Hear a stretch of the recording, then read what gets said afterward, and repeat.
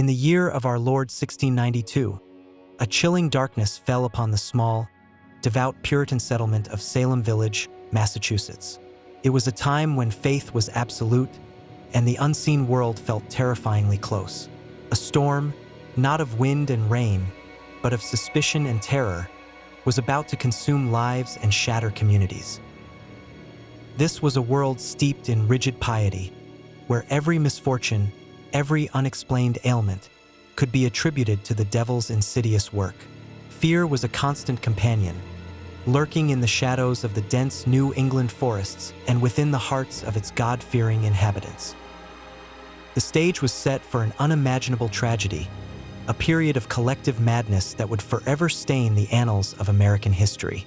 What began as whispers would soon erupt into a cacophony of accusations, tearing apart the very fabric of society.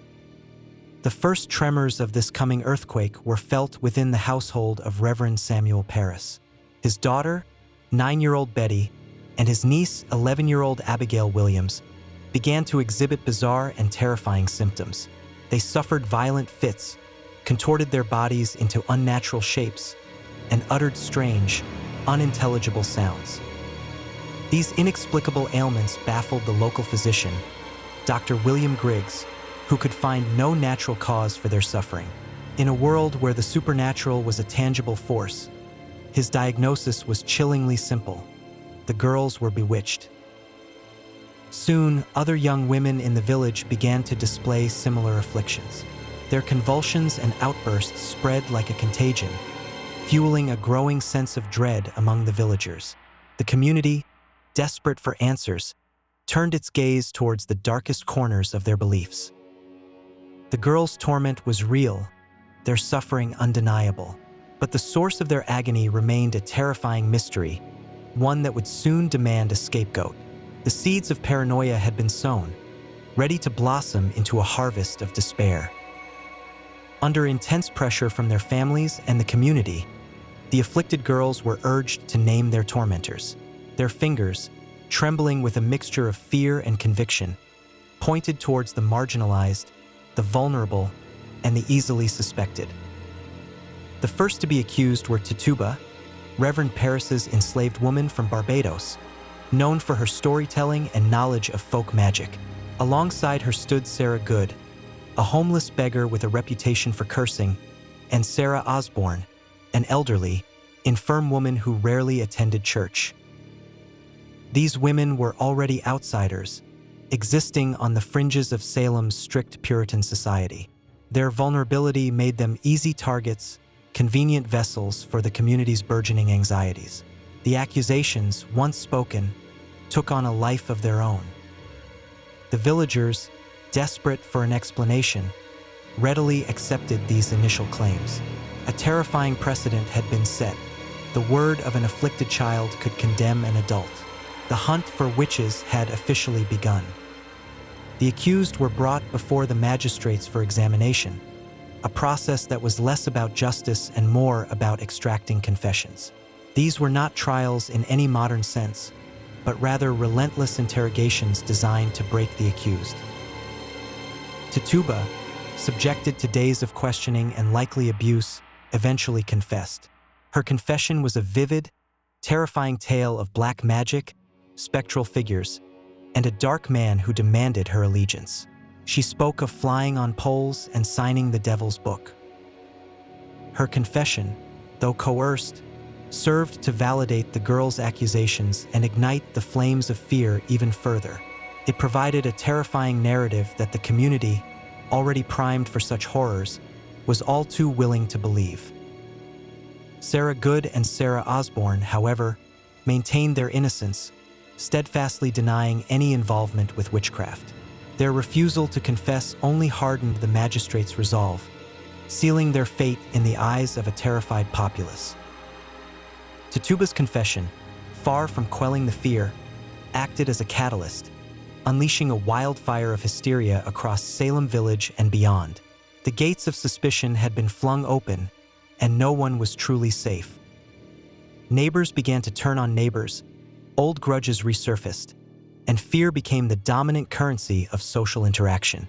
The afflicted girls, now seen as instruments of God's will, gained immense power, their every accusation taken as divine truth.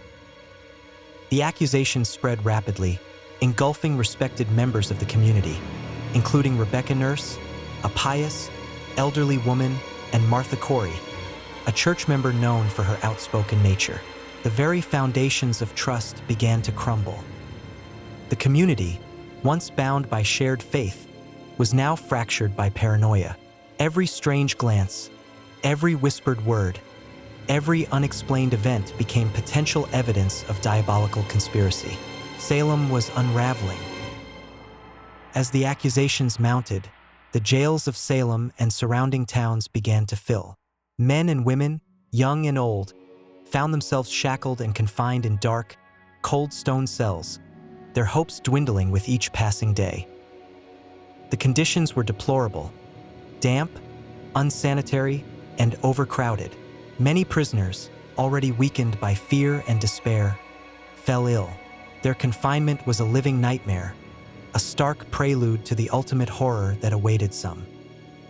Families were torn apart, livelihoods destroyed, and reputations irrevocably shattered.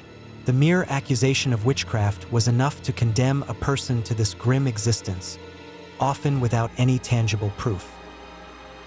The accused, stripped of their dignity and freedom, could only await their fate, trapped in a system that had already judged them guilty. The walls of the prison echoed with their silent pleas and the chilling certainty of their impending doom. The trials themselves were a mockery of justice, held in the solemn confines of the meeting house, transformed into a courtroom of terror. Presiding over these proceedings were magistrates and ministers, their faces grim with conviction. The most damning evidence presented was spectral evidence, testimony from the afflicted girls claiming to see the accused spirit or specter tormenting them. They would writhe, scream, and point, claiming invisible forces were pinching or choking them. This spectral evidence, though intangible and unverifiable, was accepted as legitimate proof of witchcraft. The accused were often denied legal counsel, their attempts to defend themselves drowned out by the girls' dramatic outbursts. Condemnation was based not on facts or reason, but on fear, paranoia, and the highly subjective experiences of the accusers. The very concept of justice was twisted beyond recognition, serving only to perpetuate the cycle of terror. The trials culminated in the ultimate horror: executions. 19 individuals, men and women, were led to Gallows Hill, a stark, windswept rise overlooking the town. Their lives were extinguished by the very fear and fanaticism that had consumed Salem. The condemned faced their deaths with varying degrees of defiance, resignation, and unwavering faith. Some, like Reverend George Burroughs, recited the Lord's Prayer perfectly, a feat believed impossible for a witch, yet still he was hanged. Giles Corey, an 80-year-old farmer, refused to plead guilty or innocent, choosing instead to be pressed to death under heavy stones, hoping to preserve his property for his heirs. His final words were, "More weight."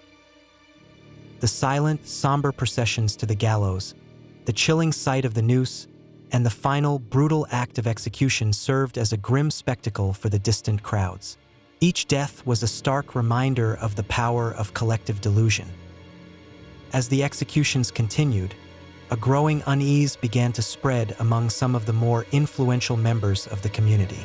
Voices of reason, once silenced by the overwhelming hysteria, slowly began to emerge. Ministers like Increase Mather, a respected Boston clergyman, published cases of conscience concerning evil spirits, arguing against the use of spectral evidence. He warned that it was better that 10 suspected witches escape than one innocent person be condemned. The tide began to turn when accusations reached individuals of higher social standing, including the wife of Governor William Phips. The absurdity and danger of the trials became undeniable.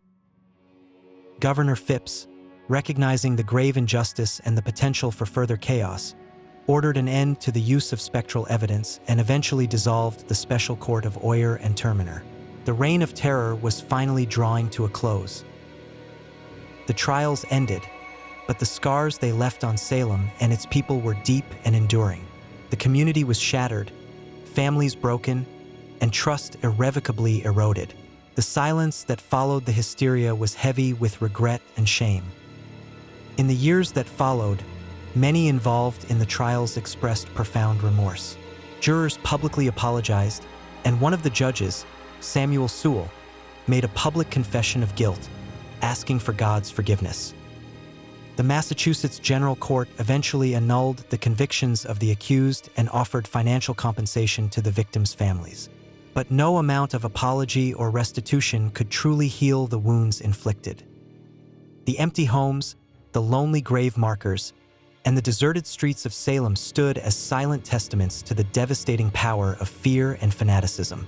The legacy of 1692 remains a haunting reminder of humanity's capacity for both profound faith and terrifying cruelty.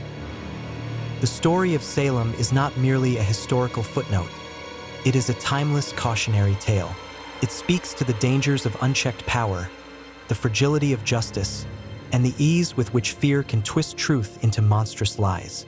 We must always remember the lessons of Salem, lest we allow the shadows of the past to once again consume the light of reason. Like this video, share your thoughts in the comments, and subscribe for more explorations into the human condition.